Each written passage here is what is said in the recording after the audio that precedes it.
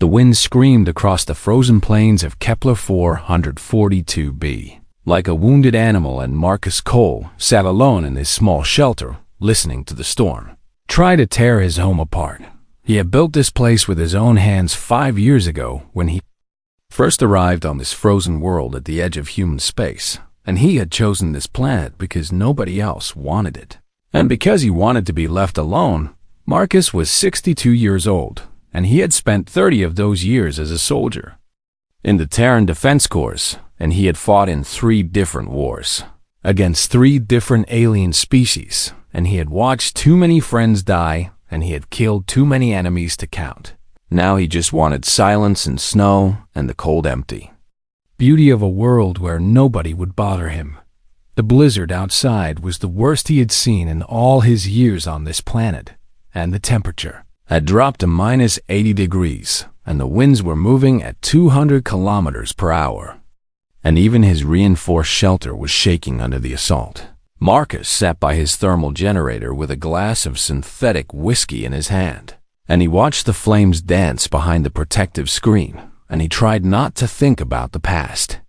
But the past always came back when the nights were long and cold. He remembered the Battle of Proxima Station, where his entire squad had been burned alive by Verati plasma cannons, and he remembered holding his best friend as she died, and he remembered the smell of burning flesh and the sound of screaming that never really left his ears. The Verati were a species of wolf-like aliens who had attacked human colonies without warning 20 years ago, and the war had lasted for 8 brutal years, and millions had died on both sides before the peace treaties were finally signed. Marcus had lost everything in that war, and he had come to this frozen world to forget. His perimeter alarm suddenly screamed to life, and Marcus jumped to his feet, instantly alert, despite his age, and his hand went automatically to the plasma pistol at his hip. Something had triggered his motion sensors outside. He moved to the security console and activated the external cameras, but the blizzard was so thick that he could barely see anything through the swirling snow. Then the cameras adjusted and filtered through the interference, and Marcus felt his blood turn colder than the storm outside. 3 massive shapes were huddled against his front door. They were Verati. Each one stood nearly 2 meters tall at the shoulder, with powerful lupin bodies covered in frost-white fur and 6 glowing amber eyes and long muzzles filled with razor-sharp teeth. These were the creatures that had haunted his nightmares for 20 years, and now 3 of them were pressed against his door. Marcus stared at the screen with his heart pounding in his chest, and his finger hovering over the defense turret controls one command from him, and the automated guns would tear these aliens apart, and they would never even know what killed them. It would be so easy, but something made him hesitate. He looked more closely at the shapes on his screen, and he saw that they were not standing in a threatening posture, and they were not trying to break in or attack. They were huddled together like frightened animals trying to escape the cold. The largest one was a female with silver-tipped fur and old battle scars across her flank, and she was pressed against his door with her body curved protectively around the other 2. The second one was a male who was limping badly, and Marcus could see that 2 of his toes were black with frostbite, and his breathing was labored and weak. The third one was small. So small. It was barely more than a pup, and it had collapsed against the door, and its small body was shaking violently, and ice crystals were forming on its white fur. The pup whimpered, and the sound came through the external microphones, and it was such a small and helpless and universal sound that something cracked inside. Marcus Cole. He had heard that sound before. He had heard it from human children on burning colonies, and he had heard it from wounded soldiers dying far from home, and he had heard it from his own throat when he was young and scared and alone. It was the sound of something innocent begging for help. Marcus stood frozen at the console with his hands still hovering over the turret controls, and his mind was screaming at him that these were Verati, and these were the enemy, and these were the monsters who had killed everyone he loved. But his heart was whispering something else. His heart was reminding him that the war ended 12 years ago, and that these three creatures had probably never fired a shot at humans, and that the pup outside his door was dying and had done nothing wrong to anyone. The female variety lifted her head and looked directly at the camera as if she knew someone was watching, and her 6 amber eyes were filled with something Marcus recognized. It was desperation. It was the look of a mother who knew she was about to watch her child die, and there was nothing she could do to stop it. Marcus had seen that look on human faces during the war, and he had never been able to forget it.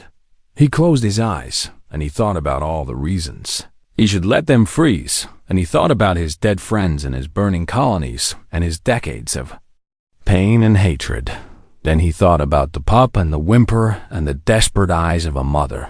He opened his eyes, and he took his hand away from the turret controls. Instead, he reached for the door release. The airlock hissed as it began to open, and Marcus picked up his plasma pistol and held it ready at his side because he was not stupid, and these were still Varadi, and he was still a soldier. But he was also still human. The inner door opened, and a blast of frozen air rushed into his shelter, and snow swirled around him as he stepped forward and looked down at the 3 aliens on his doorstep. The female lifted her head and stared at him with those 6 glowing eyes, and she was too weak to stand, but she still put herself between Marcus and the pup. The male tried to growl a warning, but the sound came out as a weak cough. The pup did not move at all. Marcus stood there for a long moment with the storm howling around him and his pistol in his hand, and his heart pounding in his chest. Then he stepped aside and gestured toward the warmth inside. "Get in here before you freeze to death," he said, and his voice was rough and tired and angry. The female stared at him with confusion and fear and something that might have been hope. "Now," Marcus said, and he pointed his pistol at the ground. "Move." The female struggled to her feet, and she grabbed the pup gently in her jaws, and she limped past Marcus into the warmth of his shelter, and the male followed close behind. Marcus watched them go, and he wondered if he had just made the worst mistake of his life. Then he closed the door against the screaming storm and sealed himself inside with his enemies. The 3 Varadi barely fit inside the main room of Marcus Cole's shelter, and they huddled together in the corner farthest from him.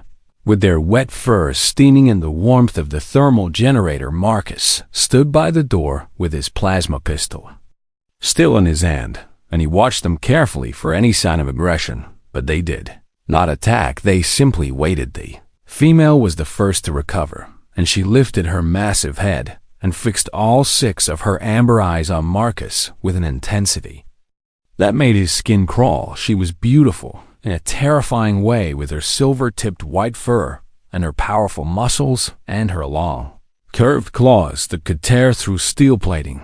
But she was also clearly exhausted and half-frozen and in no condition to fight. Marcus activated his universal translator, and the small device implanted behind his ear hummed to life for the first time in years. "Can you understand me?" he asked, and his voice was flat and cold.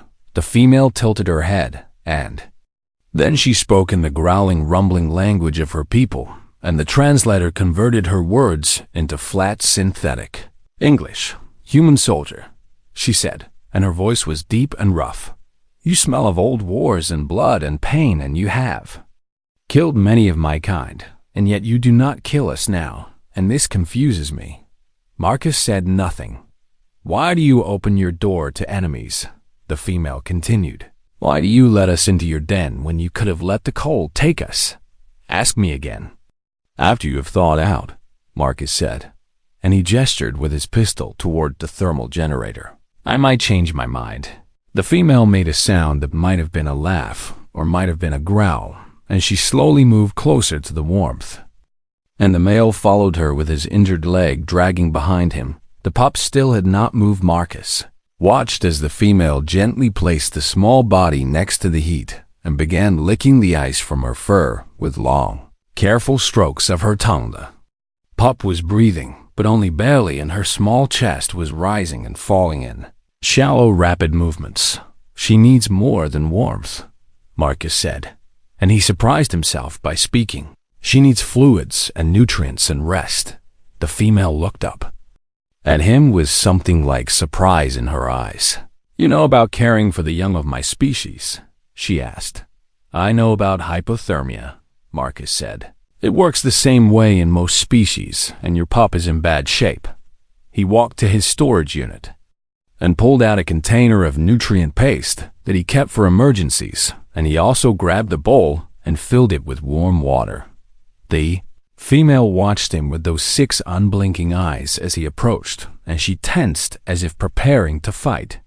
Easy, Marcus said, and he held up his hands to show he was not threatening.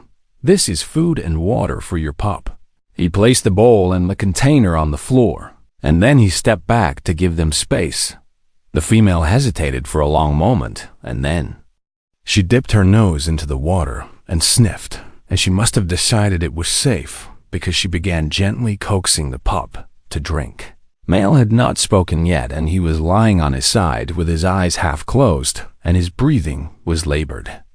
And weak Marcus looked at the black frostbitten toes on his hind leg, and he knew that without treatment the male would lose the leg entirely. But he was not ready to help that. Much not yet. My name is HFY, the female said without looking up from her pup. This is my mate Threnka, and this is our daughter, Sel. She paused, and then she added, We thank you for your shelter, human soldier. My name is Marcus, he said, and do not thank me yet because I have not decided what I am going to do with you. HFY finally looked up and met his eyes. You could turn us over to your authorities, she said. There is probably a reward for captured Virati even now that the war is over, and we are worth something to someone. Maybe, Marcus said. Or maybe I will just wait until the storm ends and throw you back outside. That is your right, HFY said, and there was no anger in her voice, only tired acceptance. We are enemies in your territory, and we have no claim on your mercy. Marcus sat down in his chair by the thermal generator, and he kept his pistol in his lap, and he studied the 3 aliens in his home. Tell me why you are here, he said. Tell me why 3 Virati are wandering alone on a human colony world in the middle of the worst storm in decades. HFY was quiet for a long moment, and then she began to speak. We are refugees, she said. We are exiles from our own people, and we have been running for 3 cycles of your sun. Running from what? Marcus asked. From our own kind, HFY said, and there was pain in her voice now. From the war faction that controls our homeworld, and from the hunters they send to kill those who oppose them. Marcus leaned forward in his chair. You oppose the war? He asked. Our pack opposed the war from the beginning, HFY said. My father was a voice leader who spoke against attacking your colonies, and he argued that humans and Virati could live together in peace, and that war would only bring death and suffering to both our peoples. She paused, and her eyes grew distant. He was right, she said. The war killed millions and destroyed worlds, and when it was finally over, there was nothing left but ashes and hatred. What happened to your father? Marcus asked. He was executed, HFY said simply. When the peace treaties were signed, the war faction blamed those who had opposed the war for the defeat, and they called us traitors and cowards, and they began hunting us down. She looked at her mate and her daughter. Our pack numbered 40 when the purge began, she said. Now there are only 3 of us left. The pup Sella had begun to stir, and she made small whimpering sounds as she pressed closer to her mother. Threnka finally spoke, and his voice was weak and rough. We tried to find shelter on your colony worlds, he said. We thought that humans would help those who had opposed the war, and that your people would show mercy to refugees. And did they? Marcus asked, though he already knew the answer, no. Threnka said, Your people remember what we did to them, and they are right to hate us, and every colony we approached turned us away or tried to capture us. So you came here, Marcus said, to the middle of nowhere. We did not know anyone lived here. Kiravior said. We were simply trying to get as far away from everyone as possible, and then the storm came, and we had nowhere else to go. She looked at Marcus with those 6 amber eyes. We expected to die tonight, she said. We did not expect a human to open his door. Marcus was quiet for a long time, and he thought about everything she had said, and he thought about the war and the peace and the years of pain that followed. I am going to sleep, he finally said, and he stood up from his chair. Do not try anything stupid, because my shelter has internal defenses that will kill you before you take 2 steps. He paused at the door to his sleeping quarters. The storm will probably last for several more days, he said. We will decide what to do when it ends. And then he closed the door and left the 3 Vorati alone in his living space. Did not sleep that night, and he suspected they did not either, but at least they were all still alive. 4 days passed, and the blizzard showed no sign of stopping, and Marcus Cole found himself trapped in the strangest situation of his entire life. He was sharing his home with the enemy. Every morning he woke up and checked that the 3 Vorati were still in their corner, and every morning they were still there and they had not tried to kill him in his sleep. He did not understand why, but he was almost disappointed. A fight would have been simpler than whatever this was. The pupsella was recovering slowly, and she had started to move around the shelter with the curious energy of the young, and she would sometimes approach Marcus and sniff at his boots before her mother called her back. Marcus pretended not to notice, but something in his chest tightened every time the little one came near. She reminded him of his niece who had died on Proxima Station 20 years ago, and he did not want to think about that. Trenka was not recovering. His frostbitten leg had gotten worse, and the black color had spread up past his ankle, and Marcus could smell the rot from across the room. The male Vorati tried to hide his pain, but Marcus had seen too many wounded soldiers to be fooled, and he knew that without treatment, Trenka would lose the leg and probably his life on the 4th night. Marcus sat by the thermal generator and watched Trenka shivering in the corner, and he watched Sela press her small body against her father, as if she could warm him back to health. Kiravior sat beside her mate, and she licked his fur gently, and she whispered to him in their language, and Marcus did not need the translator to know she was saying goodbye. He stood up and walked to his medical supply cabinet, and he pulled out a small case that he had not opened in years. Inside was a military-grade nanite injector that could regenerate damaged tissue and fight infection and save the life of almost any carbon-based creature. He had been given this injector after his last battle when he was wounded so badly that the doctors thought he would never walk again, and the nanites had healed him, and he had kept the injector as a reminder of how close he had come to death. Now he carried it across the room to where Trenka lay dying. Kiravior saw him coming, and she rose to her feet and positioned herself between Marcus and her mate, and her lips pulled back to show her teeth. Stay away from him, she growled. I'm trying to help, Marcus said, and he held up the injector. This is medicine that can save his leg and probably his life. Kiravior stared at him with confusion and suspicion. Why? She asked. Why would you help him when you could let him die and have one less enemy to worry about? Marcus did not answer right away. He looked at Trenka, who was watching him through fever-bright eyes, and he looked at Sela, who was pressed against her father and trembling with fear, and he looked at Kiravior, who was ready to fight to the death, to protect her family. Move aside, he said quietly, or he dies tonight. Kiravior said it for a long moment, and then she slowly stepped aside. Marcus knelt beside Trenka, and he found the vein in the male's neck, and he pressed the injector against the skin and triggered the release. Trenka jerked as the nanites entered his bloodstream, and his eyes went wide with shock. What have you done to me? He gasped. Given you a chance, Marcus said, and he stood up and walked back to his chair. The nanites will fight the infection and start rebuilding the damaged tissue, and in a few days you should be able to walk again. Trenka stared at him with those 6 amber eyes, and there was something in his gaze that Marcus could not identify.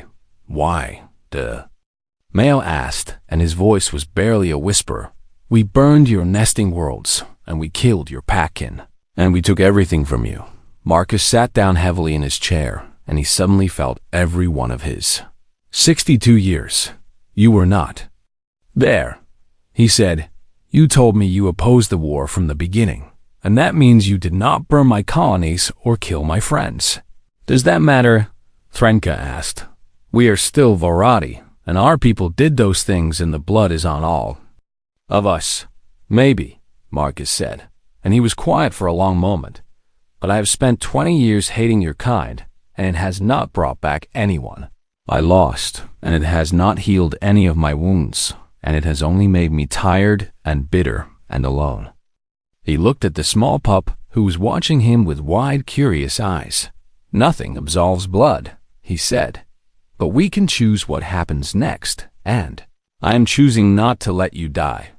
Threnka was quiet for a long time, and then he closed his eyes and let the nanits do their work. Later that night, when Threnka was sleeping and Sela was curled up beside him, Kiravire approached Marcus.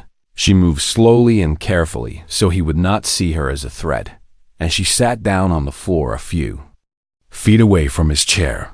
"You humans confuse me," she said. "We confuse ourselves sometimes," Marcus said. Kiravire made that sound that might have been a laugh.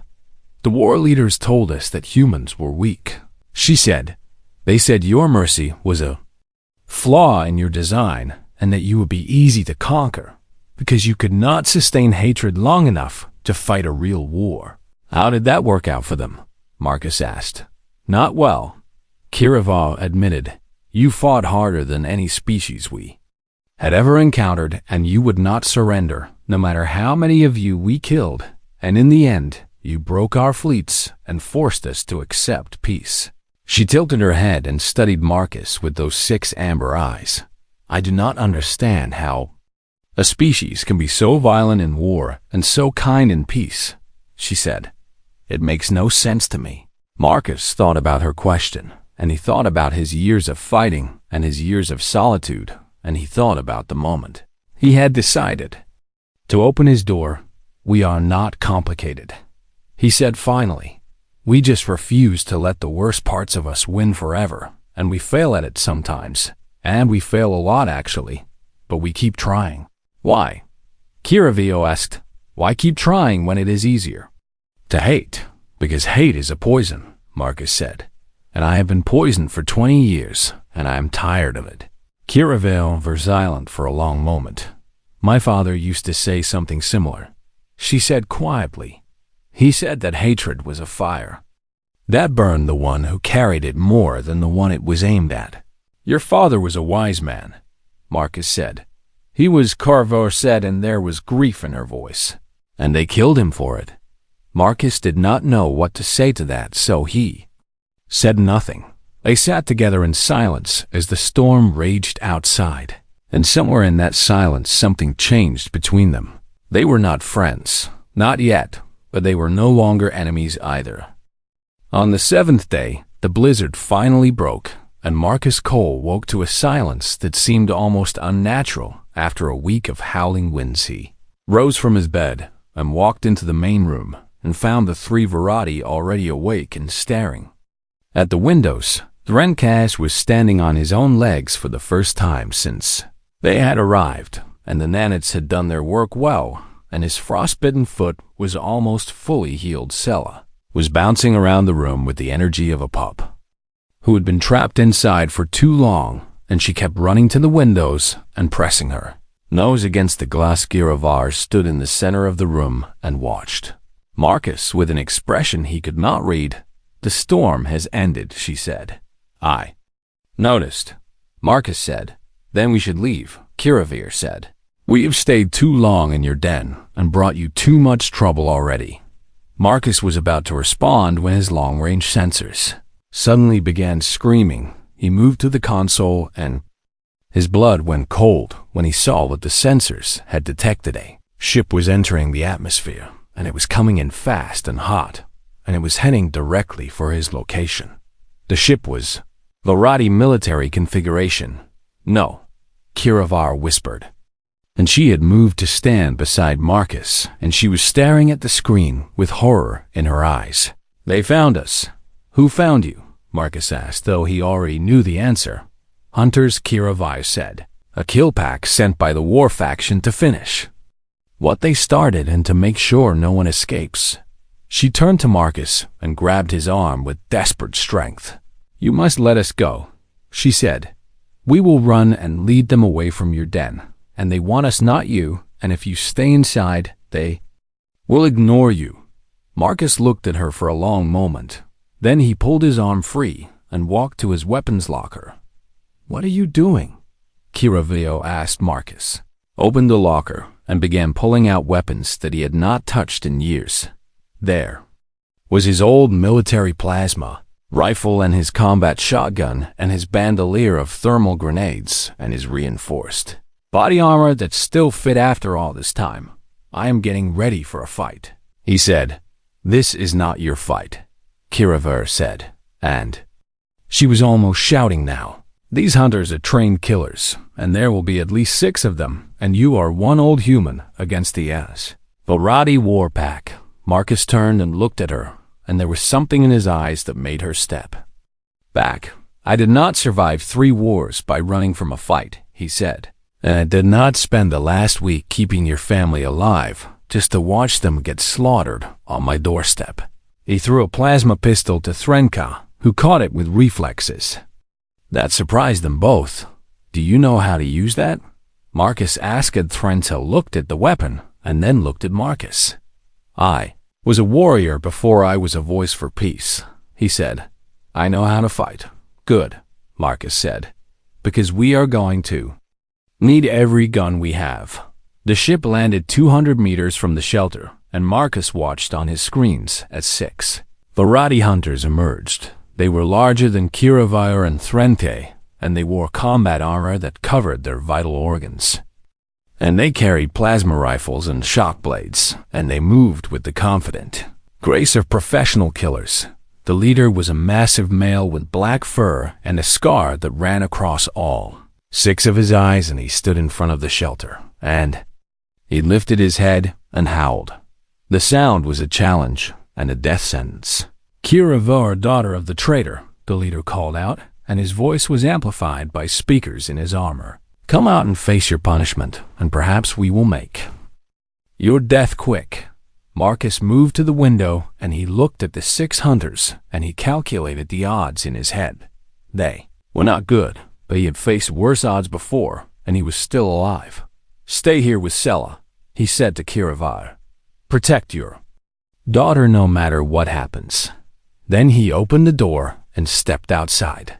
Hunters stared at him with surprise and confusion, and the leader tilted his head as if he could not quite believe what he was seeing. A human, the leader said. A single old human standing against a Varadi kill pack. That is right, Marcus said, and his voice was calm and steady. And if you want to get to those refugees, you are going to have to go through me. The leader laughed, and it was a cruel, ugly sound. We have killed thousands of humans, he said. You are nothing but meat. Maybe, Marcus said, but I am stubborn meat. Then he raised his plasma rifle and fired. The first hunter died before he even knew he was in danger, and the plasma bolt burned through his chest and dropped him to the snow. The Mevo Mstinjawended. Other 5 scattered and took cover, and the leader howled with rage and began returning fire. Marcus dove back through the door as plasma bolts scorched the air where he had been standing, and he rolled to his feet and moved to a firing position by the window. So much for talking, he muttered. The battle that followed was brutal and fast and chaotic too. Hunters tried to flank the shelter, and Marcus caught them with thermal grenades, and the explosions sent their burning bodies tumbling across the snow. Another hunter managed to breach the door, and Threnka was waiting for him, and the 2 Varadi fought with claws and teeth and plasma fire until Threnka put a bolt through the hunter's throat. The 4th hunter went for the windows, and HFY met her with a fury that surprised everyone, and she tore the hunter apart with her bare claws while protecting Sela behind her. That left the leader and one other. The leader burst through the wall of the shelter with a shock blade in each hand, and he was screaming with rage and bloodlust, and he was heading straight for Marcus. Marcus fired, but the leader was fast, and he dodged the bolt and closed the distance, and his blade sliced across Marcus's shoulder and burned through flesh and muscle. Marcus roared in pain, and he dropped his rifle, and the leader raised his blade for the killing blow, but Threnka tackled the leader from the side, and the two males went tumbling across the floor. And they fought with the savage fury of their species. Marcus grabbed his combat shotgun, and he waited for a clear shot, and when the leader threw Threnka aside, Marcus put 3 rounds into the black-furred monster's chest. The leader fell and did not rise. The last looked at his dead packmates, and he looked at the wounded human and the 3 refugees, and he made a decision. He ran. Marcus watched him flee to the ship, and he watched the ship lift off and burn for orbit, and he knew that the hunter would report what had happened here. Then his legs gave out, and he collapsed to the floor. HFY was beside him in an instant, and she was pressing her paws against the wound on his shoulder, and she was calling his name. "Stay with me, human," she said. "You do not get to die after all this." Sela approached slowly, and she looked at Marcus with wide, frightened eyes. And then she did something that surprised everyone. She leaned down and began licking his wound with gentle, careful strokes of her tongue. It was a variety gesture of pack bonding and healing, and she probably did not even understand what she was doing, but Marcus understood. "Did we win?" he asked, and his voice was weak. "We won," HFY said, and there were tears in her 6 amber eyes. "You crazy, stubborn, wonderful human, we won." Marcus smiled, and then everything went dark. Marcus Cole woke up 3 days later in his own bed with bandages wrapped around his shoulder and the smell of variety cooking filling his shelter. He tried to sit up, and pain shot through his body, and he groaned and fell back against the pillows. HFY appeared at his bedside almost instantly. "You are awake," she said, and there was relief in her voice. "We were worried that you would not survive." "I am too stubborn to die," Marcus said, and his voice was rough and dry. "How long was I out?" "3 cycles of your sun," HFY said. "Threnka found more of your medical supplies, and we used them to treat your wound, and the nanites have been working to heal you." Marcus looked down at his shoulder, and he could see that the wound was already closing, and the flesh was pink and healthy instead of burned and raw. "Those nanites are good stuff," he said. Small footsteps approached the bed, and Sela appeared beside her mother, and she was carrying a bowl of water in her mouth, and she placed it carefully on the bedside table. "For you," she said in broken accented English. "Drink and be strong." Marcus stared at the pup in surprise. "You learned to speak my language," he said. "Mother teaching me," Sela said proudly. "I am learning fast because I am smart." Marcus laughed, and the motion hurt his shoulder, but he did not care. He drank the water, and it was the best thing he had ever tasted. Over the next weeks, Marcus healed, and the shelter slowly transformed from the home of one lonely human into something else entirely.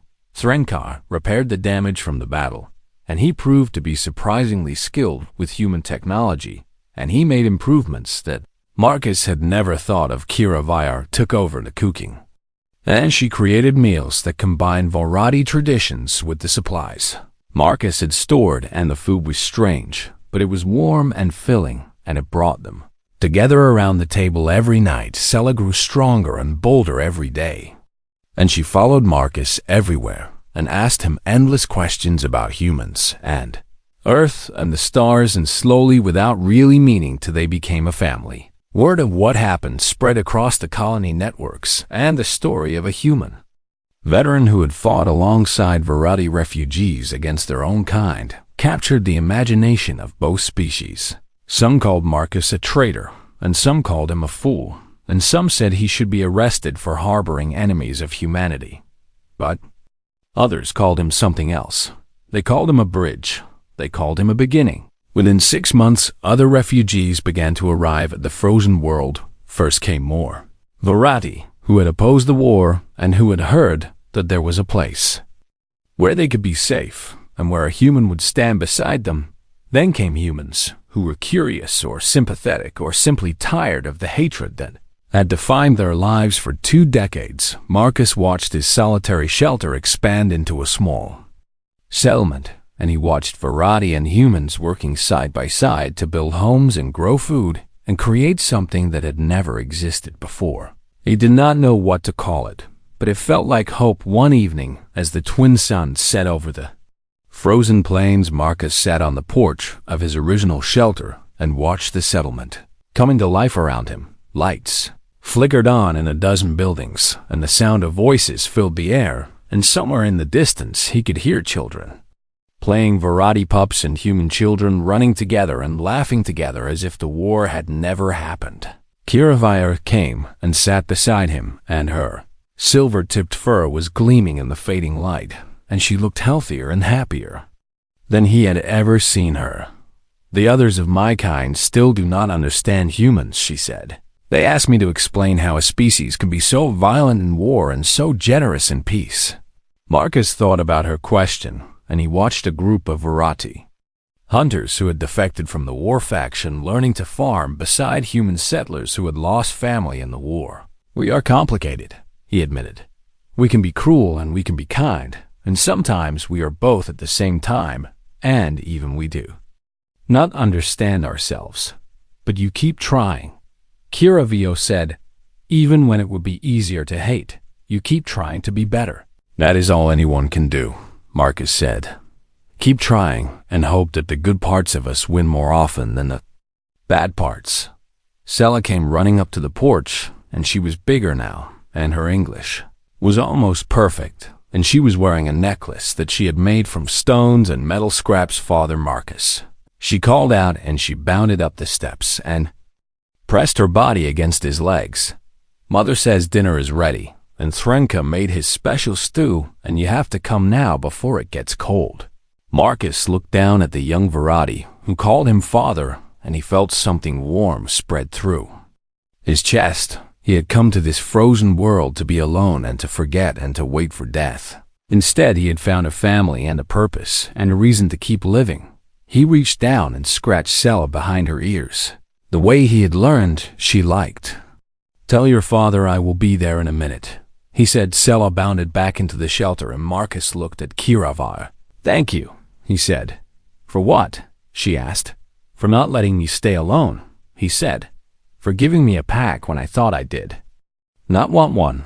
HFY pressed her shoulder against his in the Virati gesture of deep trust and affection.